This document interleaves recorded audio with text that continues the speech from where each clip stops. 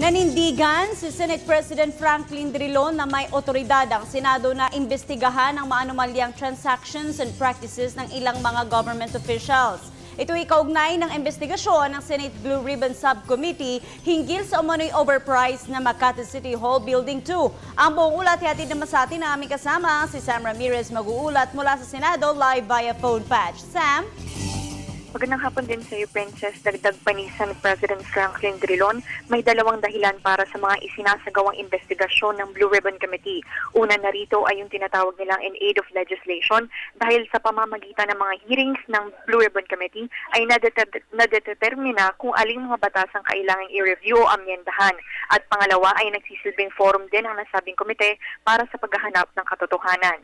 Sa question naman ng jurisdictional authority na ipinupukol ng kampo ni Makati Mayor Junjun Binay sa isinasagawang pagdinig ng subcommittee hinggil sa umano'y overpriced na Makati City Hall 2.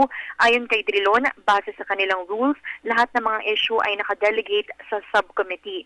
Nagkaroon ng ruling ang subcommittee na walang prohibition o pagbabawal na iakyat ang inihaing jurisdictional challenge kay Senator Teofis Quingona III, ang chairman ng Blue Ribbon Committee, na siyang ginawa naman ng kanilang kampo. Matatandang ipinahayag na ni Quingona na pinag-aaralan nila ang dulog ng kampo nila Binay at magpapalabas sila ng desisyon sa Martes, ika-7 ng Oktubre.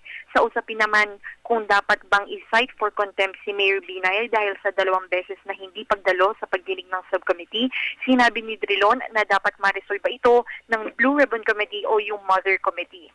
At yan ang latest mula dito sa Senado para sa Telebisyon ng Bayan, Sam Ramirez.